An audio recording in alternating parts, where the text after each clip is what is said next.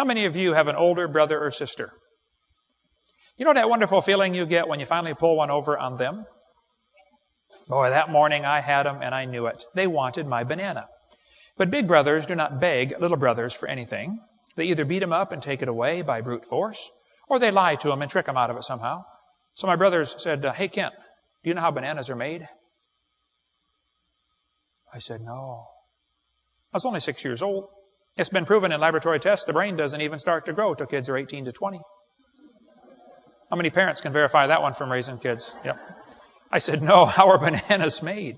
And they said, well, down in South America, they have these spiders that live up in the trees, and when they die, all their legs fold up, and mold begins to grow on the dead spider legs. And a banana is really nothing but moldy spider legs. I said, you guys are lying to me. You just want this banana because you know it's the last one. They said, no, brother, we're not lying. You cut that thing in half and look in the middle. You can still see the black spots where his legs were.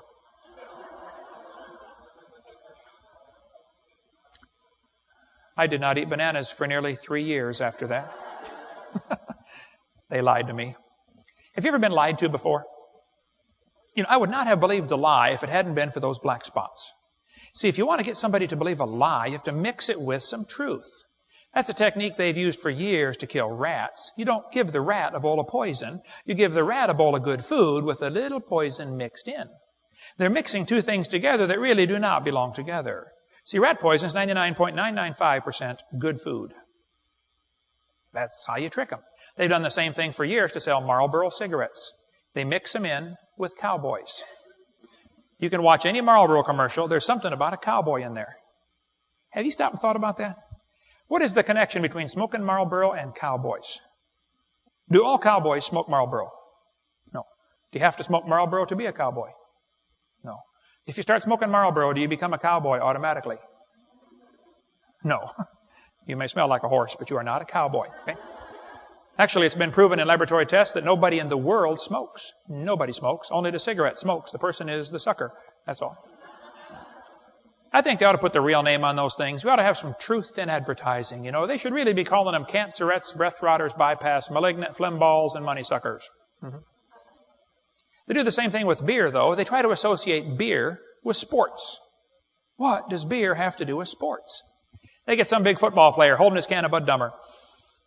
Or Bud Stupid. They call it Bud Wiser.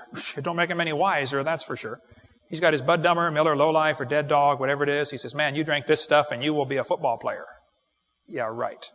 The Bible says you drink that stuff, you will wreck your life. Who hath woe, who hath wounds without cause, they that tarry long at the wine. The Bible says don't even look at it when it gets fermented. Habakkuk said, woe to him who giveth his neighbor drink. There's a lot in the Bible about don't even touch that stuff. One kid said, what's the matter, Hovind? Don't you like beer? I said, I don't know. I've never tasted it. I'm 52 years old, never had a drop in my life. Well, I've had NyQuil a couple times. But he said, how do you know you won't like it if you don't try it? I said, now, son, that's a brilliant way to live your life. Let me ask you a question, son. Have you ever laid your head under a semi-truck? Well, how do you know you won't like it if you don't try it? You don't have to try everything to figure out if it's good or bad, okay? There are other ways to learn, you know, like watching somebody else do it. Wow, don't do that. That will hurt, you know. Like famous redneck last words. Hey, y'all, watch this, you know. I like science, folks. I collect science books, and there's a lot of good science in these books, but there's some poison mixed with it. It's kind of like the rat poison. It's not the good food I'm against. It's the poison. We like science. We have Dinosaur Adventureland in Pensacola. Come on down, pay us a visit. It's a science center, a museum, and a theme park, all based on creation. We're having so much fun. We've had over 50,000 visitors now just in the first couple of years we've been open. Lots of things to do down there. We got a 7-foot snake that ate a kid last week. She's gone now. But that's okay. There's a lot of kids, and you can always make another one. We have lots of things to play with. We collect skins and skulls of animals, so you hunters get out there and send me Bambi's daddy's head if you want for a museum. Everything we do has a science lesson and a spiritual lesson. We like science at our place. We have all kinds of fun things to do. John shot the T-Rex and hung his head on the building right there. Have a museum all based on creation and a science center with everything with hands-on science lessons and spiritual lessons. Matter of fact, we teach the kids the scientific way to shoot a rubber band. I need a boy and a girl who would like to learn the scientific way to shoot a rubber band. Who would like to learn? Okay, that boy right there, come on up here. And one girl, let's get one girl. Come on. Way back there. Okay, hurry, run. Let's go. The scientific way to shoot a rubber band. What's your name, sir? Josh. How old are you, Josh? I was 10 for a whole year one time. That's amazing. I was supposed to be 11, but I was sick for 3 years when I was 2.5. Okay. And how old are you going to be when you're almost 12? 11. And how much does your mom pay you to be good? So you're good for nothing, and you're 10. Okay, good. Pick a rubber band out of here, Josh. Okay, the brown one. And what's your name, ma'am? Laura. Pick a rubber band out of there, Laura. You want the pink one, of course. Oh, girl. Okay. Now what I want you to do, Josh and Laura, we're going to stand here and shoot the rubber band down the center aisle. Go ahead. Oh, that one won't work. That's a double one here. Let me try an orange one here. That's two tied together. I didn't see that. Okay, Josh, shoot the rubber band down the center aisle. Past the table. Not too far. Laura, give it a try. Come on. Ooh, 3 rows back. Now watch carefully. I'm going to get down same size as you guys. And I'm going to show you the scientific way to shoot a rubber band. You ready for this? I want you to notice now, my fingers do not leave my hand at any time. You believe that? Okay, now pay attention. You see the guy sitting in the way back of the church?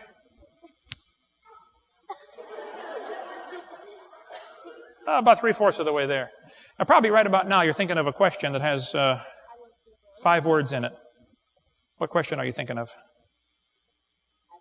How do you do that? See, I told you it had 5 words in it, right? Now, before I show you how to do this, I want to explain something. Some kids should not learn how to do some things because they become what's known as a menace to society. Who's responsible for this kid right here? Where's your mom and dad? Is he safe with this information? Mom says no. And who's responsible for this one here? Where's... Nobody? Oh, back there. Did your husband come? No. Okay, now pay attention. The scientific way to shoot a rubber band, okay? There are 2 sides to the rubber band. Are you with me so far? Okay. One side represents your flesh, that's your body, okay? The other side is your spirit. Now, your spirit has to live in your flesh or else you're dead. See, if your spirit ever leaves your flesh, you got a real problem on your hands. Actually, the neighbors do. Okay. But what most people do wrong in rubber band shooting and in real life, they put the same emphasis on the flesh and the spirit. See, if you pull both sides the same and let it fly, if you could watch it in slow motion, both sides are going... And all the energy is wasted inside the rubber band because the flesh and the spirit are fighting with each other. So, the secret to high-speed velocity through a fluid medium such as the atmosphere, which offers resistance, is to minimize or eliminate the turbulence. Okay? All I did when you guys weren't watching was stretch one side tighter than the other. One side's tight.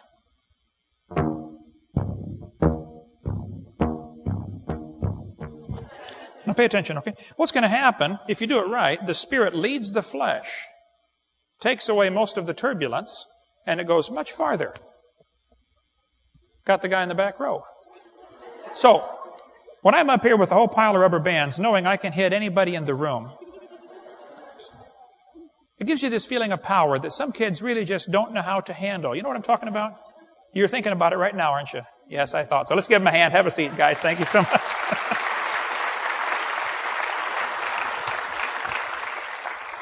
The Bible says, the flesh lusteth against the spirit against the flesh. They're contrary one to another. This is why some of you are not going to go very far in your spiritual life. You feed the flesh too much. Shut off the TV once in a while, simple. Okay?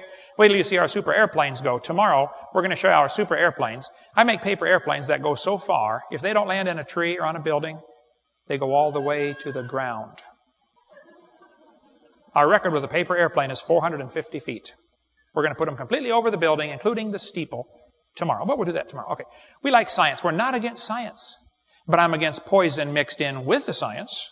That's all. Here's a first grade textbook. I'll show you what I'm talking about. They tell the kids in first grade, Earth has changed much since its formation 4.5 billion years ago. Now just hold on a minute. Is the Earth 4.5 billion years old? No, as we'll see in a minute. But if you tell that to a first grader, he's going to believe you. First graders believe everything you tell them. They believe bananas are moldy spider legs. I did. And then tell them again in second grade, since its formation 4.5 billion years ago, Earth has changed. Down at the bottom it says, life too has evolved on Earth. This word evolved is a very tricky word. I've done over 90 debates and about 7,000 radio and TV call-in talk shows, and I've learned how to win the debate on evolution in the first 5 minutes. It is so easy. If somebody says, do you believe in evolution? I say, well, what do you mean? Well, you know, evolution. No, which one are you talking about? There are 6 meanings to the word. Are you talking about cosmic evolution, the origin of time, space, matter? I don't believe in that, with the Big Bang. We'll talk about that in a minute. Are we talking about chemical evolution? Because according to the Big Bang theory, the Big Bang, you know, produced hydrogen and maybe some helium. Well, then how did we get all these other elements?